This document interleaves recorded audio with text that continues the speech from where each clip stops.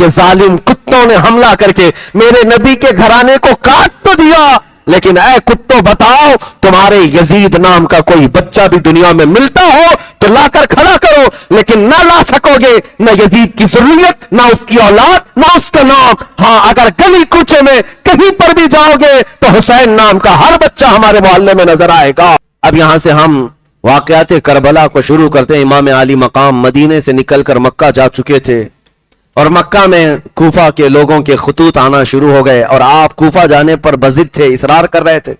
صحابہ نے روکا، منع کیا، کسی نے بھی جانے کا مشورہ نہیں دیا۔ تو پھر اخیر میں امام حسین نے اپنے بھائی امام مسلم بن عقیل کو اپنا وکیل بنا کر بھیجا تھا کہ کوفہ کے حالات دیکھو اور مجھے خبر کرو۔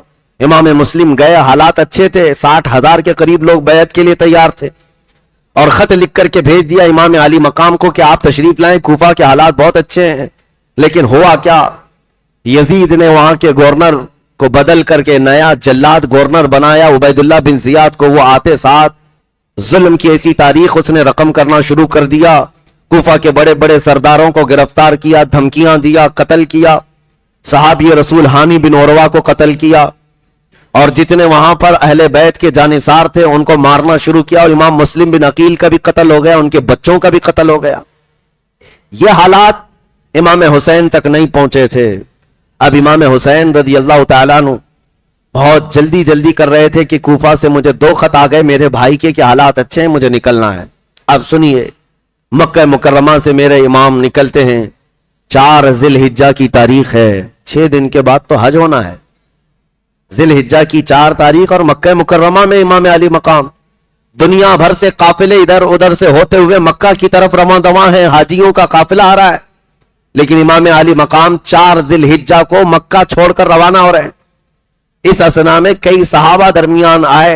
امام علی مقام ہر بات یہی کہتے تھے، اللہ کو جو منظور ہے وہ ہوگا۔ لوگ یہ کہتے تھے کہ کوفہ والے دھوکہ کر جائیں گے، دغا بازی ہیں، آپ کے والد وہیں قتل ہوئے، آپ کے بھائی شہید ہو گئے، اب آپ کے ساتھ کہیں کوفہ والے دھوکہ کر کے آپ کے خلاف تلواریں نہ اٹھائیں۔ امام علی مقام یہ کہتے تھے، لن یصیبنا الا ما کتب اللہ لنا، ہم کو ہرگز وہ چیز نہیں پہنچے گی جو اللہ نے نہیں لکھا ہے، اتنا ہی ہمیں ملے گا جتنا اللہ نے لکھ دیا ہے۔ تو بہرحال امام علی مقام کا یہ قافلہ نکلنے کو تیار ہوا، تو وہاں پر جو سعید نام کے گورنر تھے مکہ میں، انہوں نے فوجیں بھیج دی امام علی مقام کو روکنے کے لیے۔ عبداللہ بن زبیر کے حامی طاقت کے بل بوتے امام علی مقام کو روکنے کی کوششیں کی، مڈبھیڑ بھی ہو گئی، ہلکی پھلکی جنگ بھی ہو گئی امام علی مقام کے خاندان والوں اور حامیوں سے اور مکہ والوں سے۔ یعنی یہ ایسی دشمنی کی جنگ نہیں تھی، محبت میں وہ امام علی مقام کو روکنا چاہ رہے تھے۔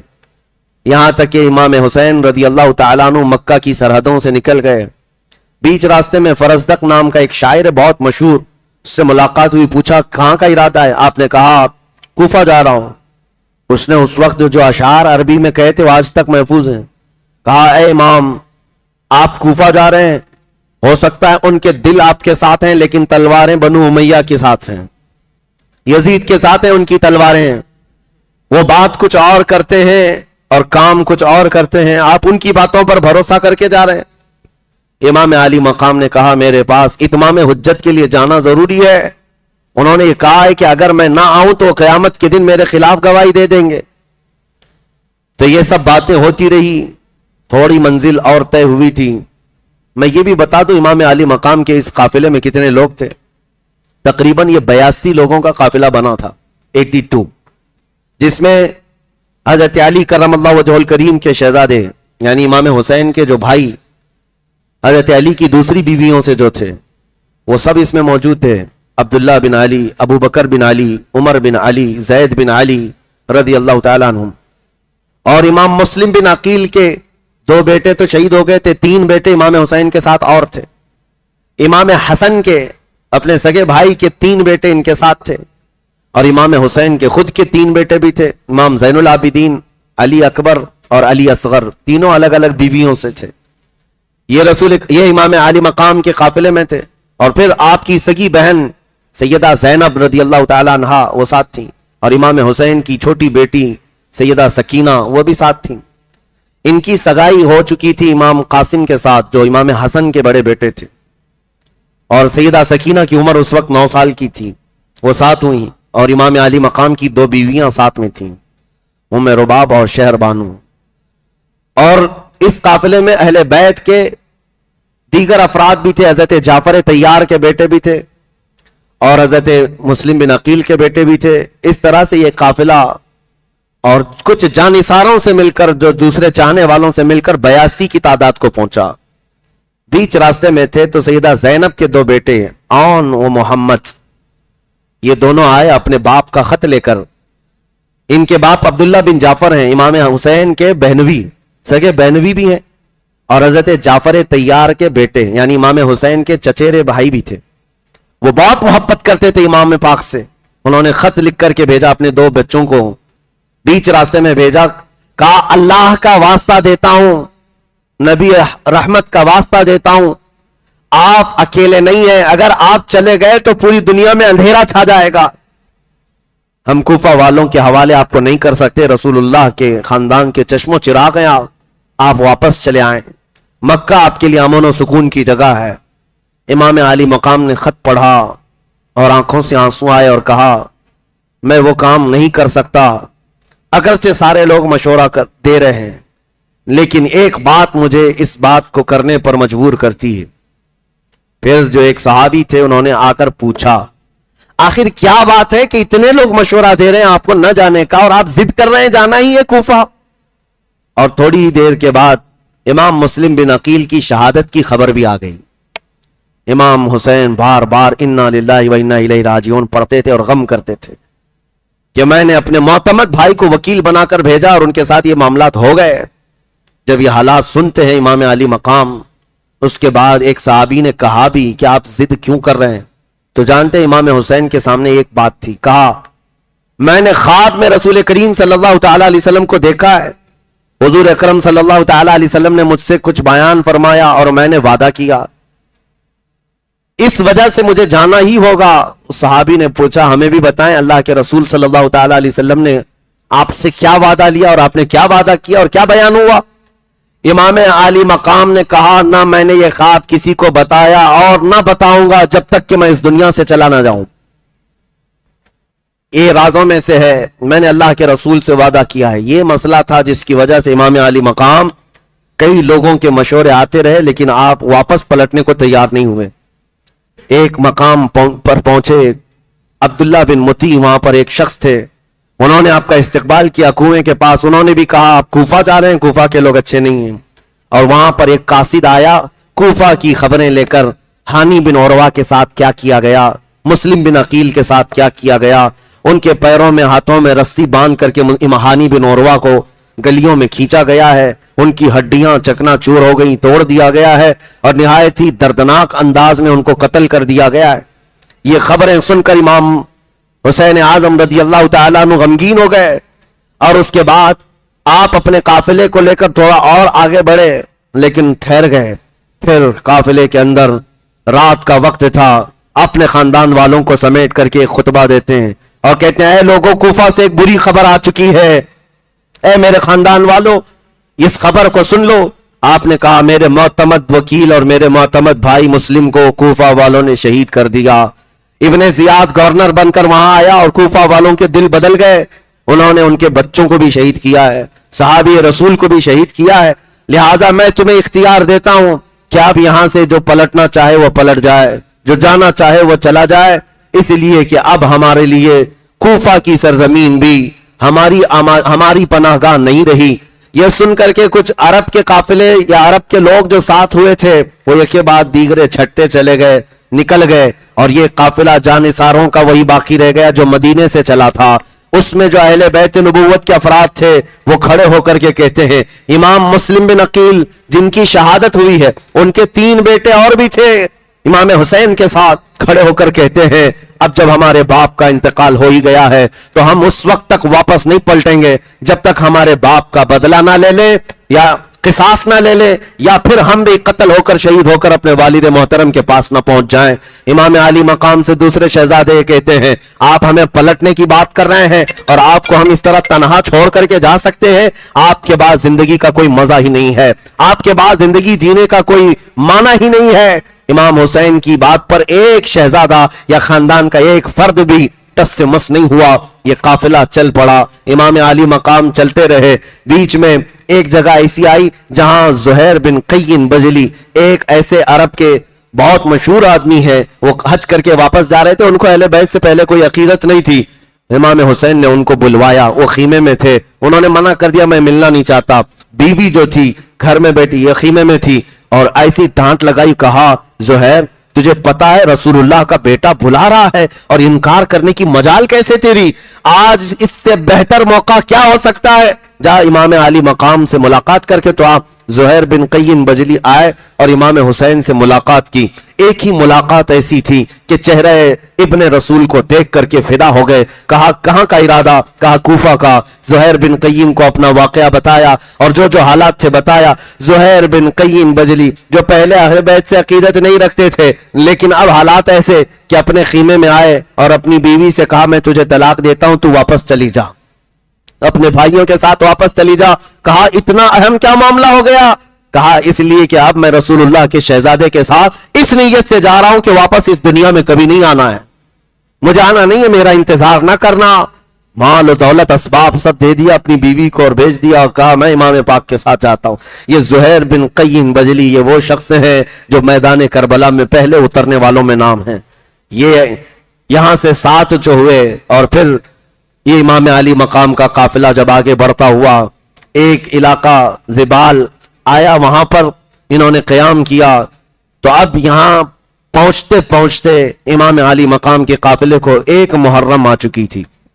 محرم کی پہلی تاریخ تھی اور اس وقت 60ویں ہجری چل رہی تھی. ایک محرم کی تاریخ تھی.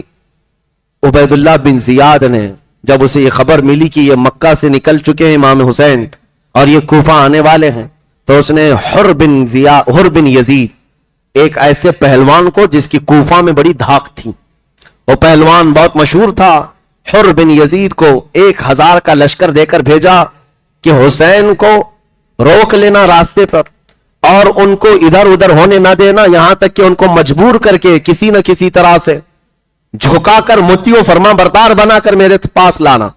حر بن یزید یہ پہلا لشکر ہے جو کوفہ سے نکلا تھا امام علی مقام کے راستے کو روکنے کے لیے. 1000 کا لشکر لے کر کے وہ آیا, اور جیسے امام علی مقام کے پاس پہنچا تو امام حسین نے دیکھ کر سمجھ لیا کہ اب حالات بدل چکے. یہ وہ لوگ ہیں جو خط لکھ لکھ کر کے مجھے بلائے تھے, اور وہ لوگ اس فوج میں آج سامنے آئے ہوئے. آتے ساتھ حر بن یزید سے پوچھا کیا بات ہے, کس بات کا پیغام لے کر آئے ہو؟ کہا سنا ہے آپ نے بغاوت کی ہے خلافت حقہ کے خلاف, اور آپ کو گورنر کوفہ عبید اللہ بن زیاد کی طرف سے یہ پیغام سناتا ہوں کہ آپ اس طرح سے بغاوت کا پیغام لے کر علم لے کر نہیں چل سکتے, آپ کو میں مجبور کر کے مطیع و فرما بردار کر کے لے کے جاؤں گا. امام حسین نے اس سے بات کی. کہا حر بن یزید تیری ماں تجھ پر روئے, کیا تو یہ سوچتا ہے کہ رسول اللہ کا نواسا ایک فاسق و فاجر شخص کے سامنے مطیع و فرما بردار ہوگا؟ مرد حق باطل کے آگے مات کھا سکتا نہیں, سر کٹا سکتا ہے لیکن سر جھکا سکتا نہیں. حر بن یزید سے کہا, تو جواب میں حر بن یزید نے کہا اے حسین, عرب کا کوئی دوسرا آدمی مجھے یہ کہا ہوتا کہ تیری ماں تجھ پہ روئے تو میں اس کو پلٹ کر کے جواب دیتا, لیکن مجھے آپ کی ماں کی حرمت پاتا ہے. میں آپ سے یہ بات نہیں کہہ سکتا کہ آپ کی ماں پر روئے, میں ادب کرتا ہوں, آپ کی ماں رسول اللہ کی بیٹی ہے. اتنی تو عقیدت حر بن یزید کے دل میں تھی. امام حسین سے کہا کہ آپ کیوں نکلے ہیں اور کیا چاہتے ہیں؟ امام حسین نے کہا پہلی بات تو یہ ہے کہ نہ میں خود اپنی مرضی سے آیا, بلکہ تم کوفہ کے 12,000 کے قریب لوگوں نے خط لکھ کر کے مجھے بلایا, اور کئی مرتبہ قافلے آئے ہیں مکہ دعوت دینے کے لیے. حر بن یزید نے کہا ہم ان میں سے نہیں ہیں جنہوں نے آپ کو دعوت دی تھی. امام حسین نے وہ خطوں کا تھیلا نکالا جس میں پورے خطوط تھے, انڈیل دیا اور کہا یہ خط دیکھو, یہ خط دیکھو, یہ خط دیکھو, اس میں لوگوں کی مہریں ہیں, دستخطیں ہیں. हुर बिन यजीद ने सब खत देखे और उसके बाद कहा ये और लोग हैं जिन्होंने आपको बुलाया, उनमें से हम नहीं हैं, हम नहीं हैं। हालांकि उसकी फौज में कई लोग थे जिनकी दस्तखतें मौजूद थी। इमाम हुसैन उनको पुकार पुकार करके पूछते थे, लेकिन वो सारे कमीना खसलत लोग अपने सर झुकाए खड़े थे, बात नहीं करना चाहते और कहते कि हमने इस तरह से आपको नहीं बुलाया था, उस तरह से नहीं बुलाया था। बात बदल गई। तो फिर इमाम हुसैन ने कहा, देखो अगर मामलात ऐसे हैं कि तुमने नहीं बुलाया है मुझको तो वापस जाने दो मुझको, और अगर तुम ये चाहते हो कि मैं कूफा ना आऊं तो मुझे वापस जाने दो, मैं वापस चला जाऊंगा। या अगर तुम ये चाहते हो कि मैं कूफा ना आऊं तो मुझे दिमश्क लेकर के चलो यजीद के पास, मैं बात कर लूंगा, जैसे मेरे भाई इमाम हसन ने अमीर मुआविया से बात की थी, मैं बात करूंगा। और ये भी मंजूर नहीं है तो फिर मुझे किसी साहिल समंदर की तरफ भेज दो, मैं अपनी बकिया जिंदगी वहां गुजार लूं। यह इत्माम हुज्जत के लिए इमाम हुसैन ने कहा था, क्योंकि अपनी तरफ से यह कहना जरूरी है कि जबरदस्ती अपनी जान को जोखिम में नहीं डालना है, अपने खून से किसी को रंगीन नहीं करना है। हुर बिन यजीद ने कहा, आपने अच्छे मशवरे दिए हैं, मैं ये बातें पहुंचाऊंगा उबैदुल्लाह बिन जियाद के पास, ये बातें पहुंचाऊंगा। हद तो यह है मेरे अजीजों, नमाजों का वक्त होता, जोहर का वक्त हुआ, इमाम आली मकाम के यहां से अजान हुई। आपने हुर बिन यजीद से पूछा, उसके पास 1000 का लश्कर है, इमाम हुसैन के पास 82 लोग हैं। इमाम हुसैन ये पूछते कि हमारी जमात कायम हो रही है, तुम्हारी नमाज अलग होगी या हमारे साथ? हुर बिन यजीद कहता कि जमात तो एक ही होगी, इमाम आप ही होंगे। मैदान मुकाबिलीन का है, दो अपोजिट जमातों का है, लेकिन खुदा की कुदरत देखें, उन जालिमों के दिल में भी ये बात थी, इमाम तो रसूलुल्लाह का नवासा ही है। नमाजों की इमामत के लिए इमाम हुसैन ही थे। यहां तक कि ये 1 मुहर्रम से लेकर ये मामला चलते रहे, 5 मुहर्रम आ गई, कंटिन्यू हुर बिन यजीद इमाम हुसैन के साथ था, या तो उनका रास्ता रोकता या उनको किसी तरह आगे बढ़ने के लिए कहता। एक जगह आई, बनी मुकातिल वहां के इलाके को कहते हैं, वहां पहुंचने के बाद हुर बिन यजीद ने कहा, हम आपको मजबूर करना चाहेंगे इसलिए कि मैं हुक्म का पाबंद हूं। इमाम हुसैन ने कहा, मैंने जो 3 शर्तें दी थी उसका क्या हुआ? कहा, मैंने पैगाम भेजा है, उससे पहले मैं कोई काम नहीं कर सकता। फिर उसी ने यह मशवरा दिया कि एक काम करें, आप कूफा की तरफ भी मत जाएं, दिमश्क की तरफ भी मत जाएं, तीसरा कोई रास्ता ले लें, मैं आपके आगे पीछे चलता रहूंगा, जंग नहीं करूंगा, लेकिन जिस काम के लिए मुझे भेजा गया वो करूंगा। इमाम हुसैन ने कहा, ठीक है, तीसरा रास्ता ले लिया। तीसरे रास्ते पर चलते रहे, और तीसरे रास्ते पर चलते चलते एक इलाका आया जहां पर आपने पड़ाव किया। शाम का वक्त था और काफिले को उतारा गया, दरियाए फुरात किनारे था, और जैसे ही आपने वहां पर उतारा और अपनी तलवार के टेक से इमाम हुसैन बैठे हुए थे, ऊंघ आ गई, नींद आई और ख्वाब देखा, अचानक उठ खड़े हुए और इन्ना लिल्लाहि व इन्ना इलैहि राजिऊन पढ़ने लगे। सैयदा ज़ैनब जो आपकी हमशीरा, आपकी बहन है, करीब आई, कहा, भाईजान क्या बात है, कोई डरावना ख्वाब देखा? कहा, कोई कहने वाला हमसे कह रहा था काफिला चल रहा है और मौत करीब आ रही है, मौत करीब आ रही है। यह 7वीं मुहर्रम का दिन आ रहा था, 6ठी मुहर्रम हो चुकी थी, 7वीं मुहर्रम आ रही थी, शाम का वक्त था। आपने पूछा, इस इलाके का नाम क्या है? लोगों ने कहा, इस जगह को करबला कहा जाता है। आपने एक आह भरी और कहा, हादा मौदअ रिजालिना व महत्तु रिहालिना व मनाखु रिकाबिना।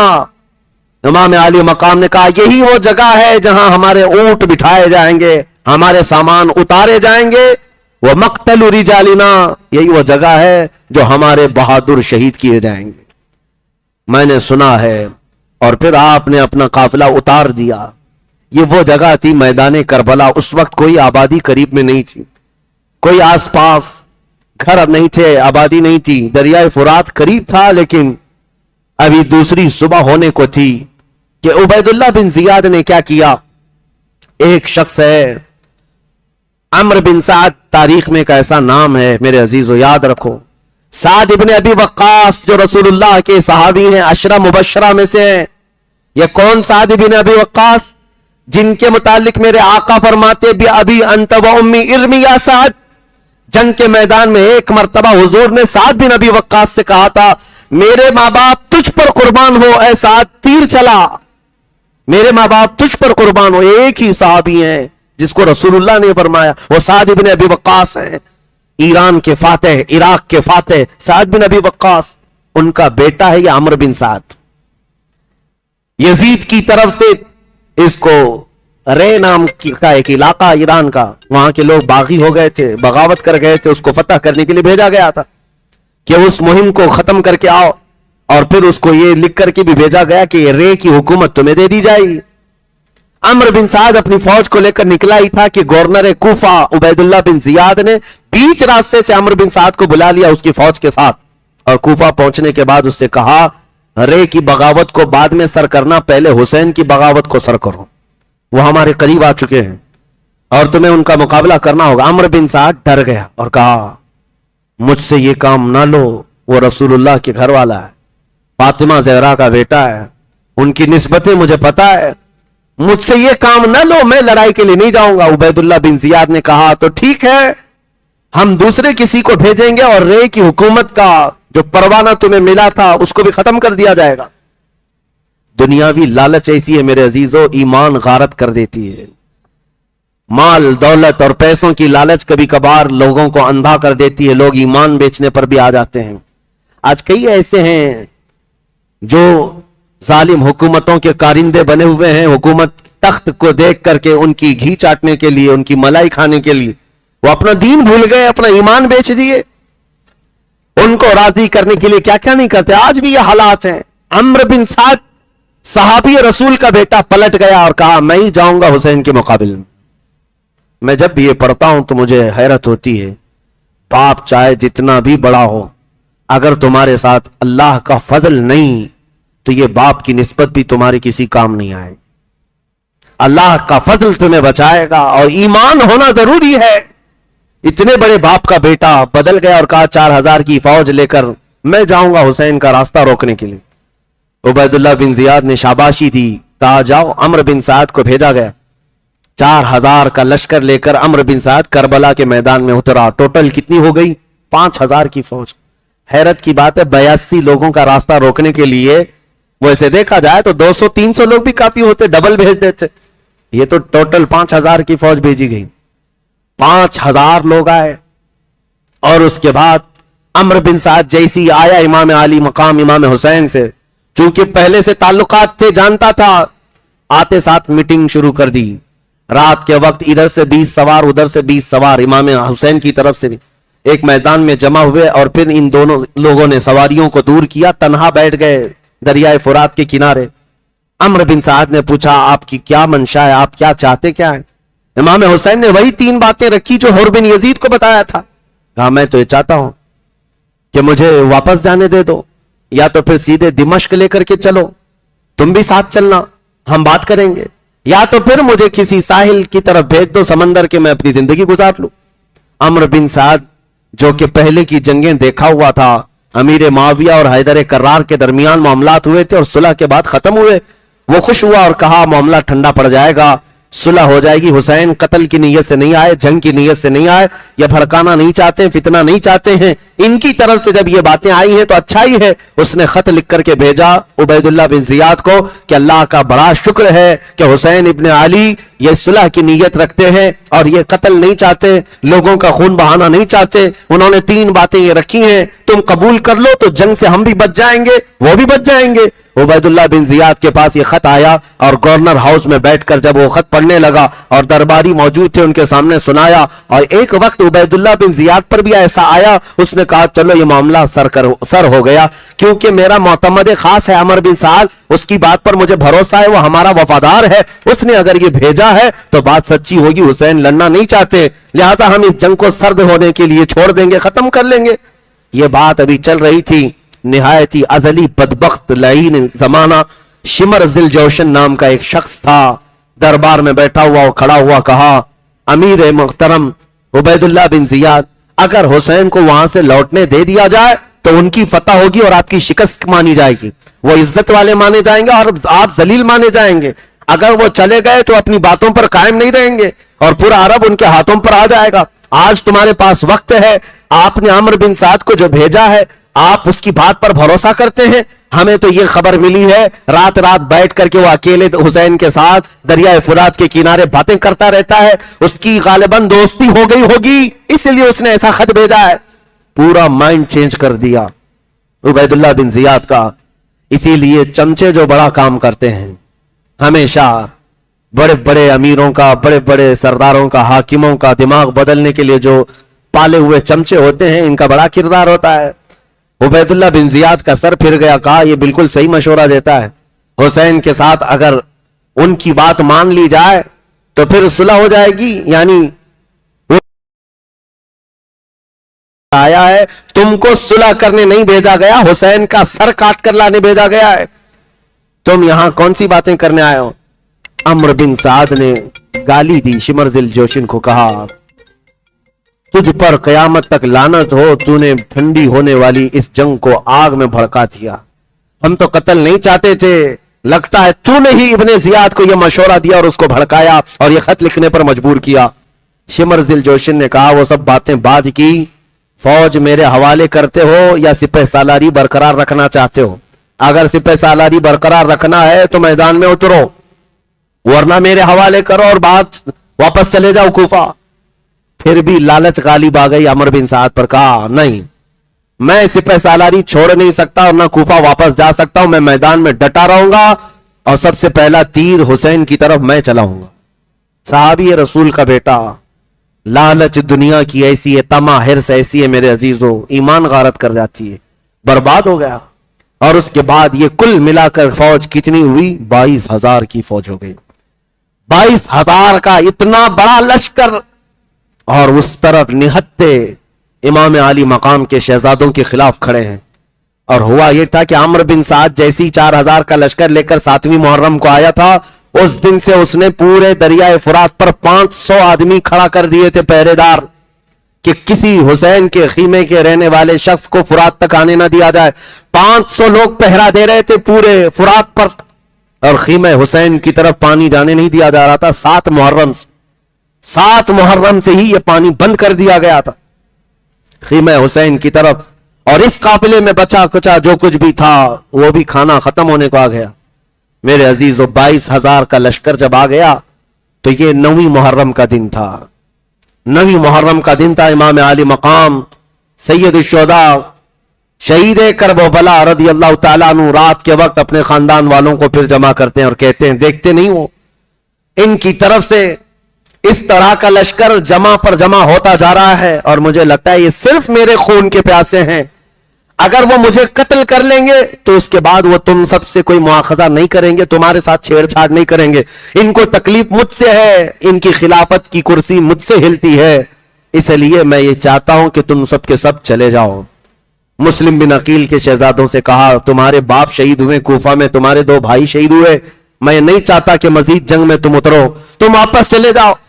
امام علی مقام اپنے گھر والوں کو رات کے وقت جب یہ کہنے لگے, ایک ایک شہزادے نے جو تقریر کی ہے اس رات, عزیزان گرامی اگر پڑھو گے تو تمہاری آنکھیں بھیگ جائیں گے, رو پڑھو گے. حسین اعظم کے سامنے یہ بچے کھڑے ہو کر کے جو جملے کہہ رہے تھے, اللہ اکبر, وفاداری تو ان کے خاندان میں کوٹ کوٹ کر بھری ہوئی تھی. ہر بچہ کھڑا ہوتا اور کہتا یہ آپ کیسا مشورہ ہمیں دے رہے ہیں امام علی مقام, امام پاک, آپ کے بعد جینا کس کو کہتے ہیں, آپ کے بعد زندگی کس کو کہتے ہیں؟ اگر آپ یہاں پر قتل کر دیے جائیں اور ہم زندہ رہیں تو ہماری زندگی پر لعنت ہو, ہماری زندگی پر افسوس ہو. ایسا ہرگز نہیں ہوگا کہ جب تک ہم زندہ ہیں آپ کی طرف کوئی تیر بھی آئے. امام علی مقام کے یہ جانثاروں کی جو جماعت تھی کمال کے لوگ تھے, کبھی ان کو تعداد پر اور کبھی ان کی طاقت پر غم نہیں ہوا اور خوف نہیں آیا. 82 لوگ تھے اور جانثاران اہل بیت میں اب جو شمار ہوتا ہے سنیے. یہ حالات جب بدلنے لگے, شام کا وقت آیا, گھوڑا دوڑاتے ہوئے حر بن یزید آیا, عمرو بن سعد سے کہا, شمر ذی الجوشن سے کہا کہ کیا حسین جو 3 باتیں کہہ رہے ہیں تم کو ان میں سے کوئی منظور نہیں؟ عمرو بن سعد نے کہا میں مجبور ہوں, میں کیا کر سکتا ہوں. عبید اللہ بن زیاد کی طرف سے یہ شمر ذی الجوشن خط لے کر کے آیا ہے. عبید اللہ بن زیاد صلح چاہتا ہی نہیں, وہ صرف قتل حسین چاہتا ہے. عمرو بن سعد سے یہ حر بن یزید نے کہا तो फिर तुझ पर अफसोस है, तेरे बाप रसूलुल्लाह के सहाबी हैं, तुझ पर अफसोस है, तूने खानदानी नबुव्वत को देखा है, इनकी परवरिश को देखा है, तो क्या तू तलवार उठाएगा हुसैन के खिलाफ? हुर बिन यजीद ये कोई दूसरा आदमी नहीं, ये सबसे पहले 1000 का लश्कर लेकर आने वाला खुद ही पूछ रहा है, क्या तुम लोग हुसैन के खिलाफ तलवार उठाओगे? अमर बिन साद ने कहा, हम मजबूर हैं, तलवार भी उठाएंगे और उनका सर भी काटेंगे। इतना सुनने के बाद हुर बिन यजीद ने फौज को धक्का दे दिया 1000 की, कहा, ये सारी फौज, ये सारी ताकत तुम्हें मुबारक हो, मैं जाता हूं शहजादे रसूल के पास। इसलिए कि दरमियान में खड़े होकर हुर बिन यजीद ने पुकार कर कहा, लोग कह रहे थे, ऐ हुर बिन यजीद तू क्या कह रहा है ये सब बातें? हुर बिन यजीद ने कहा, मुझे ये महसूस हो रहा है मैं जन्नत और दोज़ख के बीच में खड़ा हूं, मेरे हाथ में रब ताला ने आज फैसला दिया है, और तू चाहे तो दोज़ख ले ले, चाहे तो जन्नत ले ले, इसलिए कि मैं जन्नत के हसीन चमकते हुए चेहरों को देख रहा हूं और किसी कीमत पर मैं जन्नत को सौदा नहीं कर सकता, इसलिए फौज तुम्हें मुबारक, मैं रसूलुल्लाह के उस शहजादे के पास जा रहा हूं जो जन्नती जवानों का सरदार है। हुसैन की तरफ से किस शहजादे ने ढोल बजाए? यजीदियों की तरफ से जंग का आगाज करने के लिए ढोल बजाए गए, तबले बजाए गए, नक्कारे, और उसके बाद फिर बिगल बजा करके लोगों ने ऐलान किया कि जंग छिड़ गई है।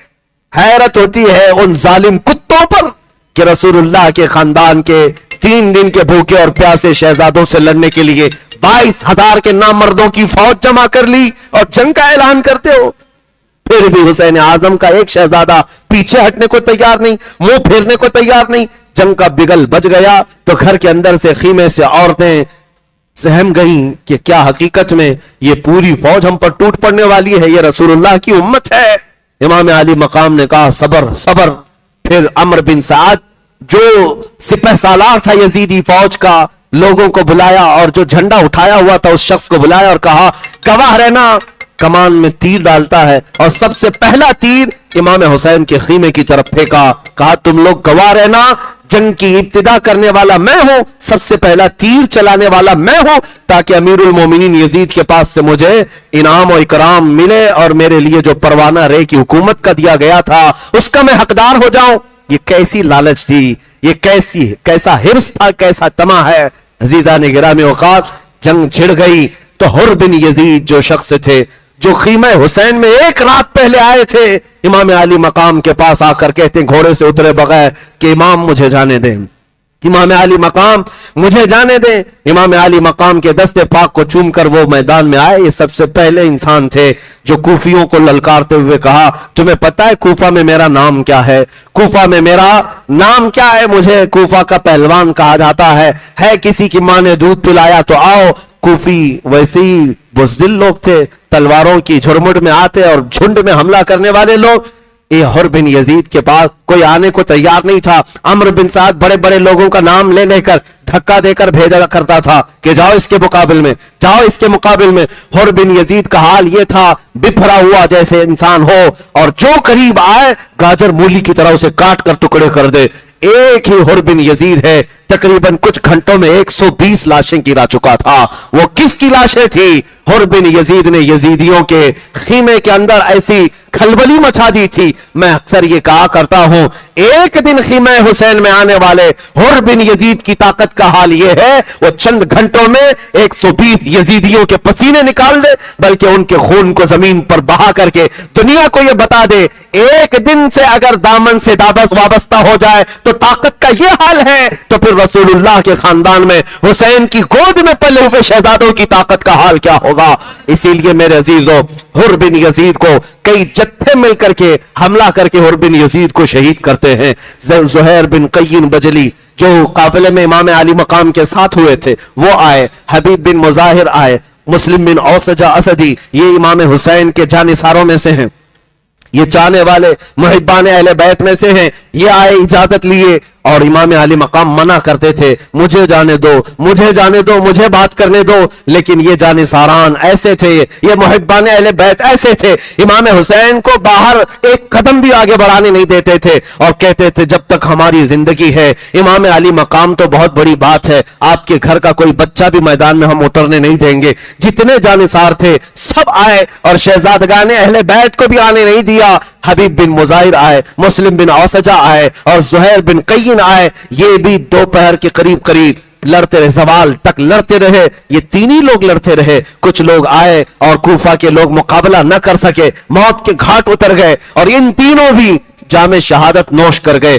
امام علی مقام کے سگے بھائی جو تھے, مولا علی کی اولاد, امام علی مقام کے جو سگے بھائی تھے, عبداللہ بن علی, زید بن علی, بکر بن علی, عمر بن علی, عثمان بن علی, 5 شہزادے علی مرتضیٰ کے میدان میں تھے. یہ آئے ایک ساتھ امام حسین سے اجازت لے کر کہ ہمیں جانے دیں. حضرت عباس علمبردار, یہ بھی امام علی مقام کے بھائی ہیں, یہ موجود تھے امام حسین کے ساتھ. یہ 5 بھائی آئے اور یہ کہ بات دیگرے, انہوں نے کوفیوں کے سر اڑائے اور دمدار اور شجاعت کے ساتھ مقابلہ کرتے رہے اور جام شہادت یہ کہ بات دیگرے نوش کرتے رہے. عزیزان گرامی وقار, یہ خاندان اہل بیت کے لوگوں کا یہاں سے ان کی قربانیوں کی ابتدا شروع ہوئی. حضرت علی کرم اللہ وجہہ الکریم کے 5 شہزادے میدان کربلا میں خاک و خون سے وہاں پر ان کی لاشیں بکھر گئیں. تو اب سیدنا عباس علمبردار, یہ امام حسین کے بڑے بھائی, چھوٹے بھائی جو حضرت علی کی دوسری بیوی سے ہیں, یہ آئے, خیمے میں تھے, بیویوں کی بچیوں کی حفاظت کر رہے تھے. ننھی سکینہ آئیں اور کہا چچا جان, پیاس کی شدت سے حلق میں کانٹے پڑ گئے ہیں, 3 دن ہو گئے. میرے عزیزو, ہم نے رمضان کو محسوس کیا ہے, آج بھی روزے سے ہوں گے, ابھی دن نہیں ڈھلا ہے, لیکن پیاس کی شدت ابھی سے ہمیں پریشان کرتی ہے. کبھی محسوس کرو ڈوب کر کے خاندان رسول کے وہ شہزادے کیسے 2 دن کے بعد تیسرے دن کی پیاس برداشت کر رہے ہوں گے, جبکہ سورج اپنی تمازت بکھیر رہا ہے چلچلاتی ہوئی دھوپ میں. وہ صبر کا پیکر, وہ صبر کا دامن کیسے تھامے ہوئے لوگ تھے, کمال کے لوگ ہیں, کمال کے. بی بی سکینہ نے تیسرے دن کہا اگر چند قطرے بھی مل جائیں تو ہم تازہ دم ہو جائیں گے. حضرت عباس کہے بیٹی تیری پیاس مجھ سے دیکھی نہیں جا رہی, میں جاتا ہوں. وہ ایک مشیزہ اٹھائے اور تلوار لیا, نیزہ لیا اور کوفیوں کی صفوں کو درہم برہم کرتے ہوئے چیرتے ہوئے دریائے فرات پر پہنچ گئے. حضرت عباس جیسی وہاں گئے, کوفیوں کو مقابلے کی ہمت نہ ہو سکی, کوئی آ نہ سکا, سب کو ادھیڑتے ہوئے چلے گئے. اور کیسے نہیں ہاشمی جوان ہے, جب مشکیزہ بھر لیا تو چلو بھر پانی اٹھایا دریائے فرات سے اور اٹھا کر پینے, کیونکہ خود بھی پیاسے تھے, 3 دن کی پیاس تھی. کہا پیٹ بھر کر پی لوں اور اس کے بعد یہ مشکیزہ لے جاؤں. جیسی قریب کیا دل گوارا نہ کیا.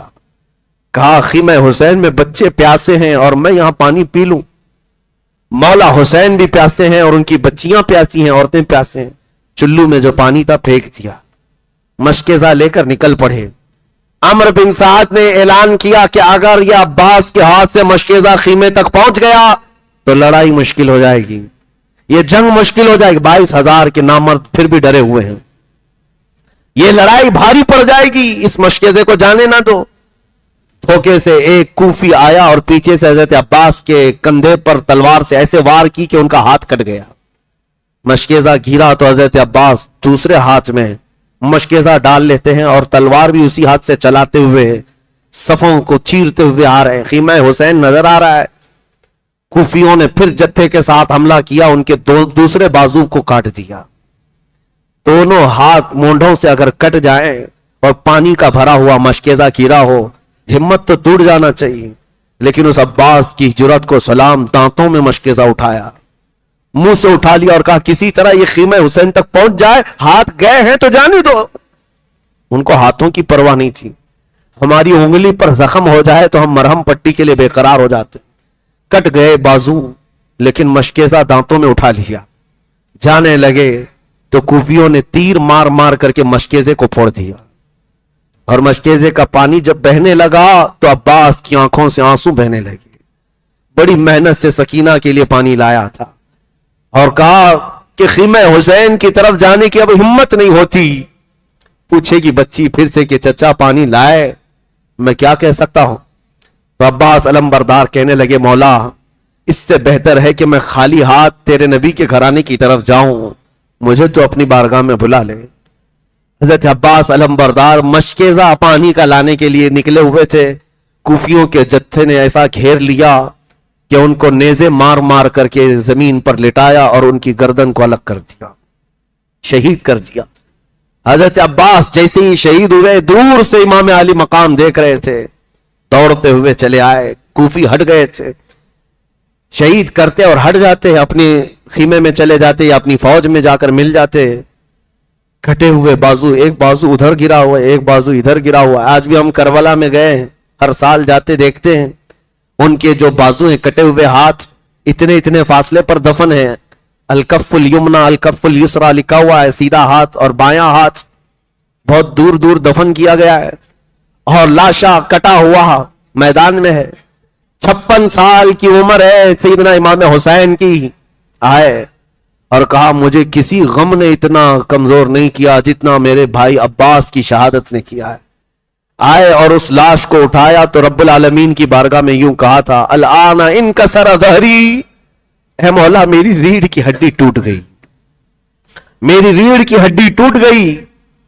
اور اس لاشے کو لائے, اپنے سگے بھائیوں کا جسم اٹھاتے ہوئے, یہ 56 سالہ نواسے رسول, تمہاری ہر ادا پر کروڑوں سلام ہے حسین, تمہارے ہر عزم حوصلے پر لاکھوں سلام. خیمے پاک کی طرف آئے تو اس وقت دیکھا تو امام قاسم تیار ہو کر کھڑے تھے, جو امام حسن مجتبیٰ کے بیٹے تھے. 22 سال کی عمر تھی, جن کی سگائی سکینہ بنت حسین سے ہو چکی تھی. مولا حسین کے پاس آئے اور کہا, چچا جان میرے عم محترم مجھے جانے کی اجازت دیں. امام حسین نے جی بھر کر دیکھا اور کہا, میرے مرحوم بھائی کی ایک ہی تو نشانی تھے, تمہیں دیکھتا تو میرے برادر گرامی کی یاد آتی, تم جاؤ گے. امام قاسم نے کہا, اے میرے چچا جان, میں رسول اللہ کی امانت کو لے کر کے جا رہا ہوں اور اس میدان میں میں تنہا آپ کو نہیں چھوڑ سکتا, مجھے جانے دیں. امام علی مقام نے بڑے آہ بکا کے ساتھ ان کو رخصت کیا تھا. یہ امام قاسم کی انٹری جو کربلا میں ہے وہ لکھی ہوئی ہے تاریخ طبری میں.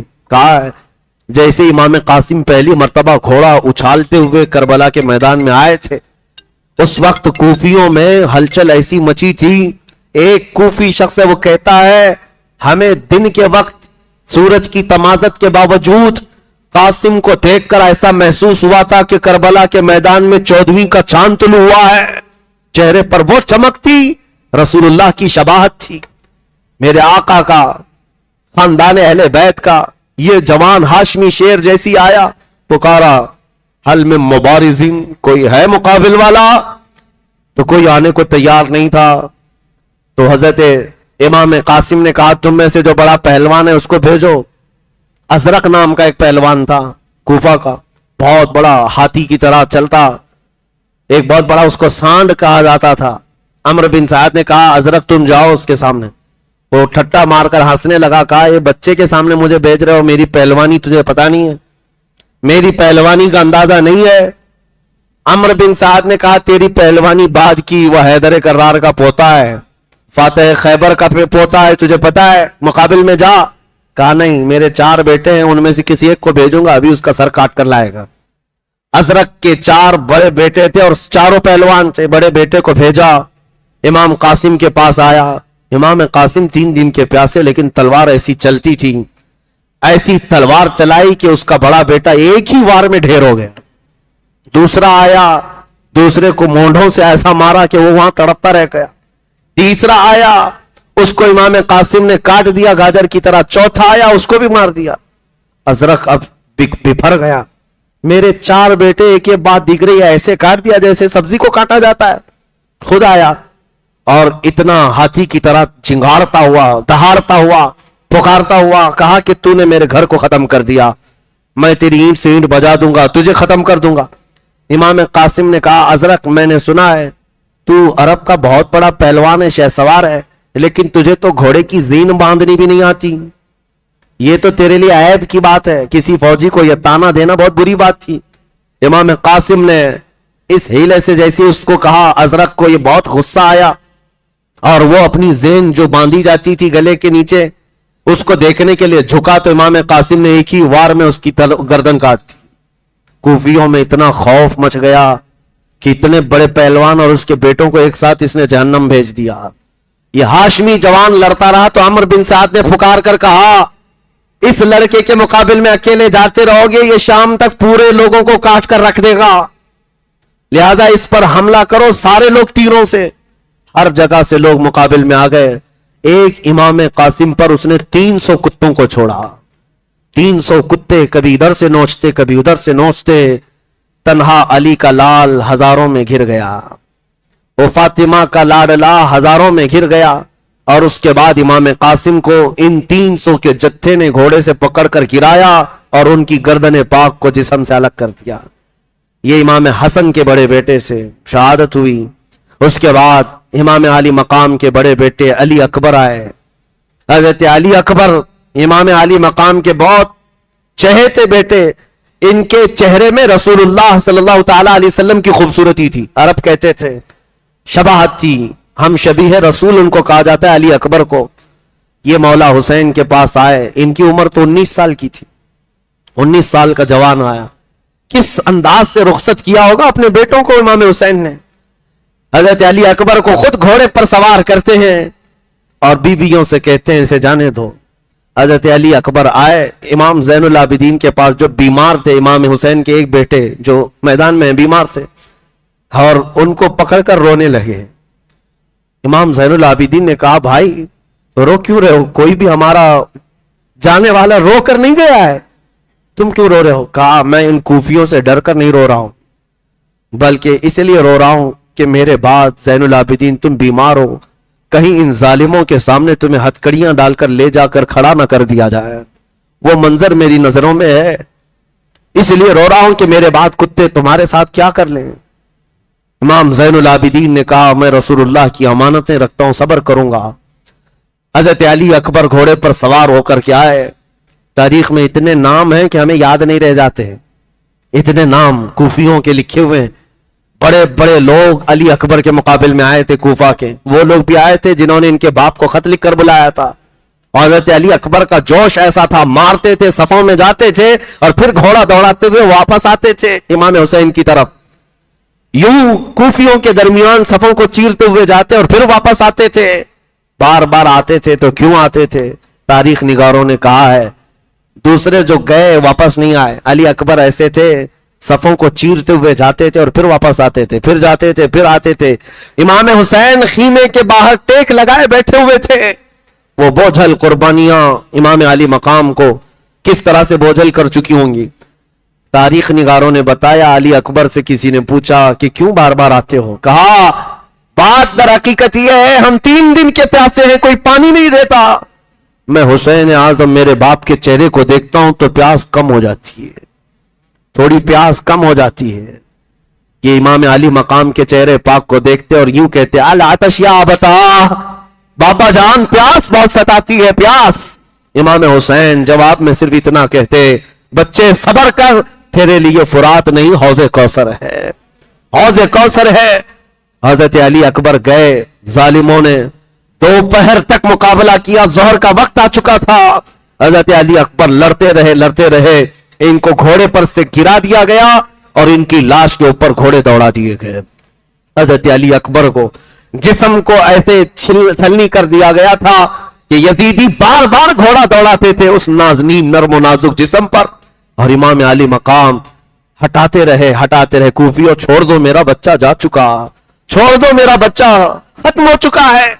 کوفی جب ہٹتے تو تاریخ نگاروں نے بتایا امام علی مقام جسم کو یوں سمیٹتے تھے, کربلا کے میدان میں سمیٹتے تھے.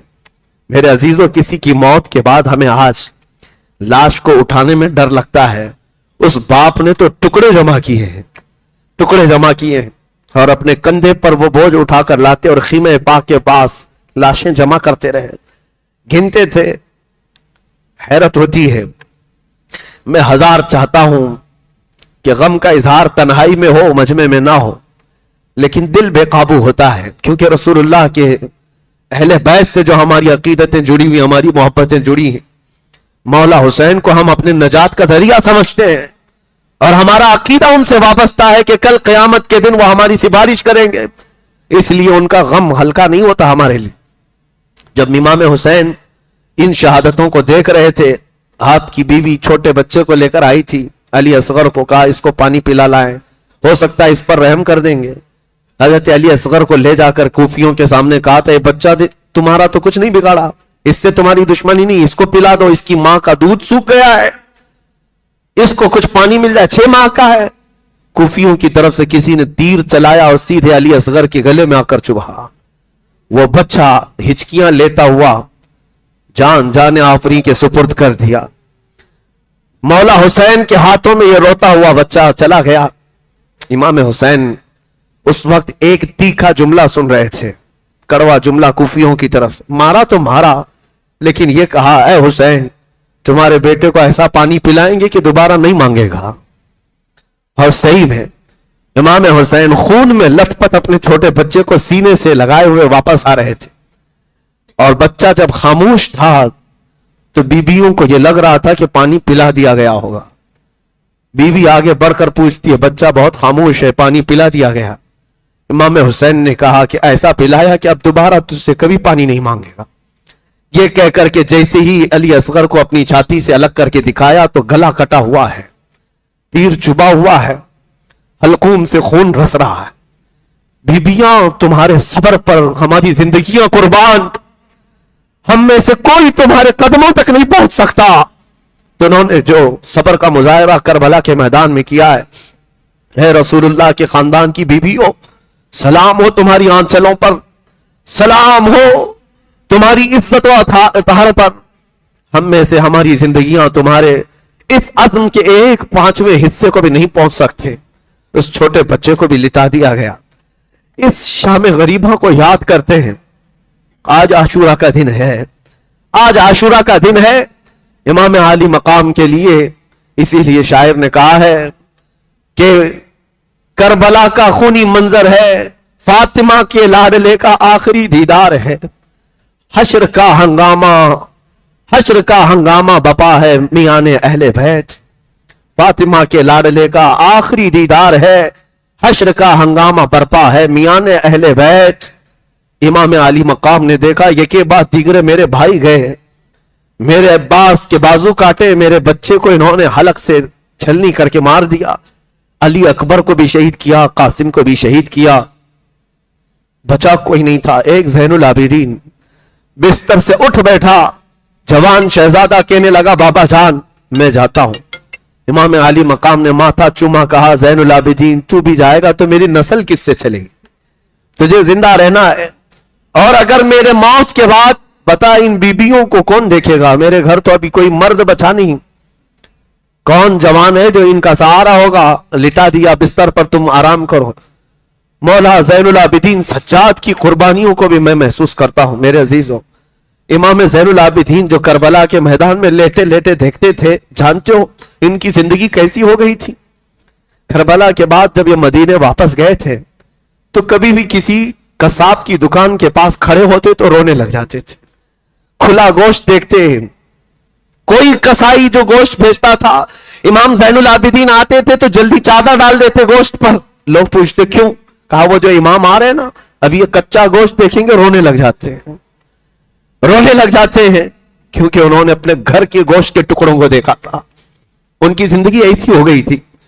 امام زین العابدین نے ایک بار ایک کسائی کو بلایا اور پوچھا تم جانوروں کو کیسے ذبح کرتے ہو. کہا قبلہ رخ لٹاتے ہیں, پانی پلاتے ہیں, پڑھتے ہیں اور پھر ذبح کرتے ہیں. چیخ ماری اور کہا دنیا والے جانوروں کو پانی پلا کر ذبح کرتے ہیں, میرے باپ کو کوفیوں نے 3 دن کی پیاس کے بعد ذبح کیا تھا, میرے گھر والوں کو 3 دن کی پیاس کے بعد ذبح کیا تھا. ہر قربان ہونے والا جانور پانی پی کر کے ذبح ہوتا ہے. رسول اللہ کے گھر کا شہزادہ بغیر پانی پیے دنیا سے گیا. یہ امام زین العابدین کی زندگی کا حال تھا. عزیزان گرامی وقار, غم ان کا حق تھا. کئی مرتبہ مدینے والے ان کے پاس آتے اور ان کو ہنسانے کے لیے کوئی باتیں کہتے ہیں, آپ ہنستے نہیں. زندگی بھر کسی نے آپ کو ہنستے ہوئے نہیں دیکھا. لوگ کہتے غم ہو گیا, کبھی تو مسکرائیں. امام زین العابدین کہتے تم اس سے ہنسنے کی امید رکھتے ہو جس کے سامنے اس کے باپ کے ٹکڑے ہیں, اس کے بھائی کے ٹکڑے, اس کے گھر کی عورتیں بے آبرو ہو گئیں. تم اس کے ہنسنے کی امید رکھتے ہو. لوگوں خیر کرو, شکر کرو کہ آنسو نکلتے ہیں, یہاں تو خون نکلنا چاہیے. یقیناً ان کے گھر پر جو حالات آئے, میں سمجھتا ہوں دنیا میں کسی اور کے پاس ہوتے تو اتنا بڑا امتحان نہیں دے سکتا تھا, اتنا بڑا امتحان نہیں دے سکتا تھا. امام حسین عظیم उस कायद को लाखों सलाम। अब इस मैदान करबला में बीवियों के सामने आए। सैयदा ज़ैनब जल्दी से एक संदूक लेकर के आई, पेटी लेकर आई और अपने भाई को संदूक खोलकर एक जुब्बा पहनाने लगी। वो रसूल करीम सल्लल्लाहु ताला अलैहि वसल्लम का जुब्बा मुबारक था। इमाम हुसैन ने कहा, मेरी बहन, मेरी हमशीरा, आज तो क्यों पहना रही है? कहा, भाई जान, ये जुब्बा मेरे अम्मा ने दिया था, सैयदा कायनात फातिमा ज़हरा ने दिया था अपनी मौत से 2 दिन पहले, और कहा था बेटी इसको संभाले रखना, मेरा लाडला एक दिन मैदान में उतरेगा, उस वक्त उसके आसपास कोई नहीं होगा, तू अपने हाथ से उसको ये जुब्बा पहनाना, इसलिए कि उसको उसकी मां से बड़ी मोहब्बत है। इमाम हुसैन को ये कहती हुई वो जुब्बा पहनाती रही। इमाम आली मकाम अपनी मां को याद करके रो पड़े, अपनी मां को याद करके रो पड़े। क्यों ना रोए? एक इमाम मुस्लिम है जिन्होंने एक रिवायत बयान की है, वो कहते हैं मैंने ख्वाब में देखा था एक बूढ़ी औरत अपने चेहरे पर चादर डाली हुई झाड़ू लेकर मैदान झाड़ रही है। मैं करीब जाकर पूछा, बीबी तुम कौन हो? वो अपना चेहरा नहीं दिखाती और कहती है, मैं मोहम्मदुर रसूलुल्लाह की बेटी फातिमा हूं। कहा, यहां क्यों झाड़ रही हो? कहा, कल मेरा बच्चा यहां गिर कर शहीद होने वाला है, इस मैदान की कंकरियां साफ कर रही हूं। मेरे अजीजों, उस फातिमा ज़हरा के इस अजीम लाडले का आखिरी दीदार है, जिसके हलकूम को मेरे मुस्तफा ने चूमा है, उनका आखिरी दीदार है। जो दोषे पैगंबर का राकिब सवार है, उसका आखिरी दीदार है। जिनसे शरीयत मुस्तफा चली, उसका आखिरी दीदार है। रसूलुल्लाह का जुब्बा पहना, अमामा पहना, हैदर कर्रार की तलवार जुल्फिकार हाथ में ली, जाफर तैयार का पट्टा और हजरत अमीर हमजा का नेजा हाथ में लिया। सारे तबर्रुकात एक साथ ज़ेब तन किए। इमाम आली मकाम ये सारे तबर्रुकात पहनकर खीमे से निकलना ही था कि औरतों की आवाजें आ गईं। कहा, छोटी सकीना आई और कहा, बाबा जान, ये कूफी तो 6 माह के बच्चे को पानी न पिला सके, आपके बाद ये हमारे साथ क्या करेंगे? आप किसके हवाले हमें छोड़ रहे हैं? इमाम हुसैन ने सिर्फ इतना कहा, सकीना, अल्लाह उसके रसूल के हवाले तुम्हें करके जा रहा हूं। सैयदा सकीना से कहा, बेटी, चाहे जैसे भी हालात हो जाए, तो अपने हिजाब की पाबंदी रखना, तो अपने पर्दे की पाबंदी रखना। ये आखिरी वसीयतें थी अपने खानदान की अहली औरतों के लिए, और बीबियां ये चेहरा देखती रह गई। मेरे अजीजों, हम तो जनाजा जाते हुए लोगों का देखते हैं, रो पड़ते हैं, लेकिन वो जिंदा जावेद घर से जब रुखसत हो रहा है दूल्हा बनकर, घोड़े पर सवार हुआ, और वो अजीम उनका घोड़ा, जो वफादार घोड़ा, जो हर जंग में आपके साथ रहा, आज वो घोड़ा भी बढ़ने को तैयार नहीं था। आगे बढ़ने को उसको एड़ लगाई, उसको मारा, आगे बढ़ने को तैयार नहीं था। मौला हुसैन ने देखा, घोड़े से उतरकर बीबी सकीना उसकी टांगों को पकड़े हुए बैठी हुई है, और बार बार घोड़े से कहती जाती है कि ए घोड़े, ए सवारी, मेरे बाबा जान को न लेना, इसलिए कि आज अगर तू सवार करके ले जाएगा तो ये वापस नहीं आएंगे। नन्ही सकीना को आपने गोद में उठा लिया और कहा, इस अजीम सवारी को ना रोकना, इसलिए कि आज मेरे इम्तिहान का दिन है और तुम्हारे सब्र के इम्तिहान का दिन है। ये कहते हुए इमाम आली मकाम घोड़े को दौड़ा दिए। ये आखिरी दीदार था। फिर मैं हुसैन की तरफ से जो ये शहजादा गुलगू खबा रसूलुल्लाह का यह हसीन शहजादा निकला, तो मैदान करबला में आकर फिर वो खुतबा दिया जो हुर बिन यजीद के सामने दिया था, अम्र बिन साद के सामने दिया था। आज 10वीं मुहर्रम थी, जुमा का दिन था, और ऐन जोहर का वक्त है। उस वक्त हुसैन आजम करबला के रेगजारों में खुतबा देते हैं। अल्लाह की हम्द बयान की, रसूलुल्लाह पर दुरूद और सलाम भेजा और कहा, कूफियो, क्या तुम्हें मेरी निस्बत पता है? मैं उस फातिमा का बेटा हूं जो रसूलुल्लाह के जिस्म का टुकड़ा है। क्या तुमने मेरे मुतालिक नहीं सुना? मेरे आका ने फरमाया, अल हसन वल हुसैन सय्यदा शबाबी अहलिल जन्नह। क्या तुम्हें मेरी निस्बतें नहीं मालूम? और अगर इन हदीसों पर तुम्हें शक है तो अभी जाबिर बिन अब्दुल्लाह मौजूद है, अबू सईद खुदरी मौजूद है, अभी कई सहाबा रसूलुल्लाह के मौजूद हैं, उनसे जाकर तहकीक कर लो। क्या मेरे रसूल ने ये मेरे मुतालिक नहीं फरमाया? और क्या तुम्हें यह ज़ेब देता है कि तुम रसूलुल्लाह का कलमा पढ़ते हो और उसी रसूल के बेटे के खून से अपने हाथों को रंगीन करो? ये खुतबा ऐसा दर्दनाक था, कूफियों में इसका असर हो गया। कूफियों के दिलों के अंदर एक रौब तारी हो गया। करीब था कि वहां बगावत हो जाती, करीब था कि लोग तलवारें छोड़ देते, करीब था कि लोग नेज़े फेंक देते। हलचल मच जाती, क्योंकि रसूल पाक के शहजादे की जुबान में जो असर था वो कमाल का था। खुतबा सुनकर कूफियों की आंखों में भी आंसू आ गए थे, रोने लग गए थे।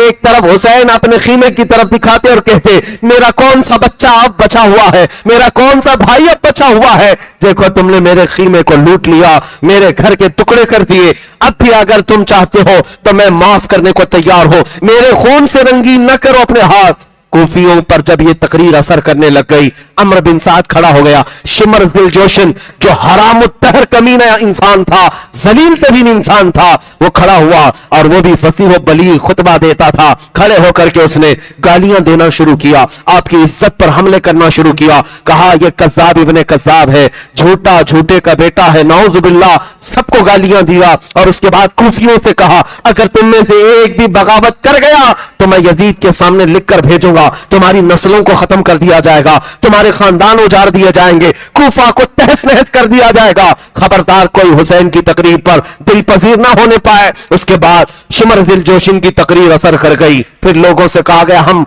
हुसैन की तकरीर से माइल नहीं है, उनकी तरफ रग़बत नहीं करते, हम मुकाबले के लिए तैयार हैं। इमाम हुसैन ने कहा, इत्माम हुज्जत के लिए मुझे जो कहना था मैंने कह लिया, अब तुम्हारी मर्जी, आओ मुकाबिल के लिए। अब मुकाबिल के लिए जो लोग आए, हुज़ैल एक शख्स था, उसके बाद एक अब्दुल्ला बिन समदानी था, और कई लोग ऐसे एक के बाद दीगरे आते रहे। इमाम हुसैन रज़ी अल्लाह तआला अन्हु एक दो नहीं, कई लोगों को मारकर गिराते रहे। इमाम हुसैन रज़ी अल्लाह तआला अन्हु तकरीबन 100 के करीब लोगों को जख्मी कर चुके थे। तन्हा अली का लाल हजारों में घिर गया, फातिमा का गुल अजार, ये फातिमा का शेर हजारों में घिर गया। अजीजा ने गिरामी वक़ार, इमाम हुसैन लड़ते रहे, कई लोगों को जख्मी करते रहे, और उसके बाद वही मामला, प्यास की शिद्दत, प्यास की शिद्दत। बेटों का गम अलग है, भाइयों की लाशें अलग है, बीवियों का अकेला होना अलग है। कितना बोझ लेकर मेरा हुसैन लड़ रहा था, कितनी जिम्मेदारियां लेकर ये घोड़े का शहसवार था।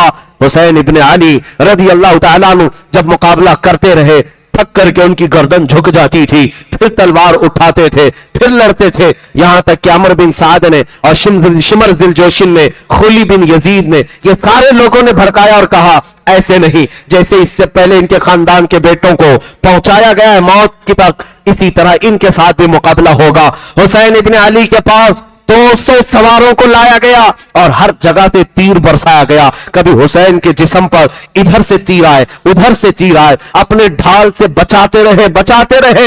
यहां तक कि तारीख निगारों ने बताया है, आपके जिस्म मुबारक पर 72 तीर लग गए थे, कोई जिस्म का हिस्सा बाकी नहीं था। चेहरे पर भी, सीने पर भी, कंधों पर भी, पिंडलियों पर भी, रानों पर भी, पेट पर भी, पीठ पर भी, हर जगह तीरों से बौछार। हर तीर जाता जिस्म में पैवस्त होता, हर तीर जाता जिस्म में पैवस्त होता। इमाम हुसैन के पास इतना मौका भी नहीं था कि वो तीरों को निकाल लें, और यहां तक कि घोड़े से उतरकर लेटने का इरादा क्या किया, आपको ये गम सताने लगा, जमीन पर लेटने के लिए जिस्म भी बाकी नहीं है। लेटते तो कोई ना कोई तीर पर ही लेटते, और तीर अंदर चला जाता। घोड़े पर ही सवार रहे, घोड़े पर ही सवार रहे। फिर पुकार कर कहा, ऐ लोगों देखो, पूरी दुनिया में जहां जहां इस्लामी हुकूमतें हैं, अज़ानें हो रही होंगी और मिंबर पर खतीब खुतबा दे रहा होगा, मेरे नाना का खुतबा पढ़ रहे होंगे, जुमा का दिन है, रसूलुल्लाह का खुतबा दे रहे होंगे। जुमा के दिन लोग नमाज के लिए सजदा रेज हो जाते हैं। क्या तुम में से किसी के अंदर इतनी सख्त नहीं है, इतनी जुर्रत नहीं है कि रसूलुल्लाह के नवासे को 2 रकात नमाज पढ़ने का वक्त दिया जाए?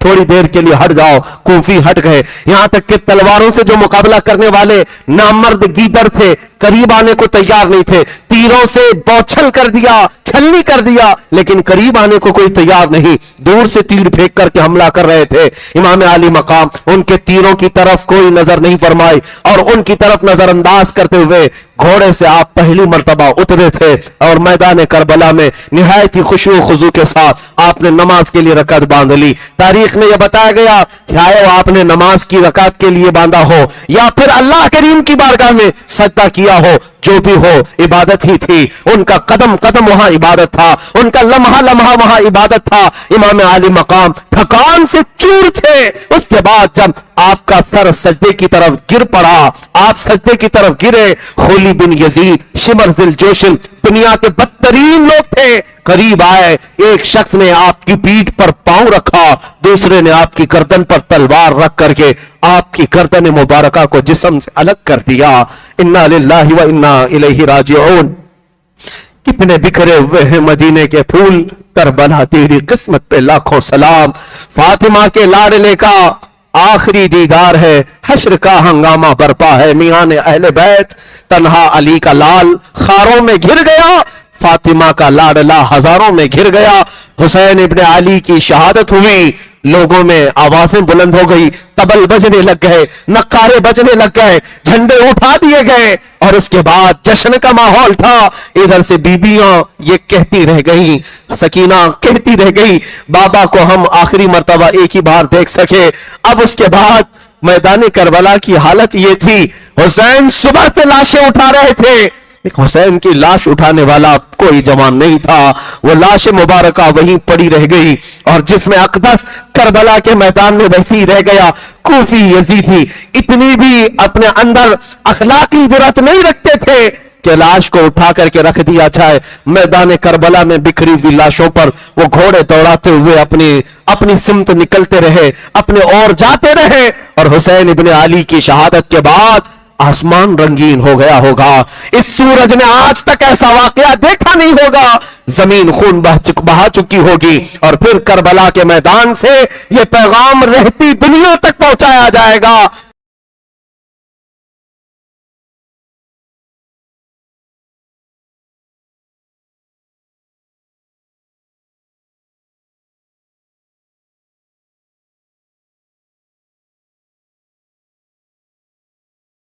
کہ ظالم کتوں نے حملہ کر کے میرے نبی کے گھرانے کو کاٹ تو دیا, لیکن اے کتوں بتاؤ, تمہارے یزید نام کا کوئی بچہ بھی دنیا میں ملتا ہو تو لا کر کھڑا کرو, لیکن نہ لا سکو گے نہ یزید کی ذریت, نہ اس کی اولاد, نہ اس کا نام. ہاں, اگر گلی کوچے میں کہیں پر بھی جاؤ گے تو حسین نام کا ہر بچہ ہمارے محلے میں نظر آئے گا.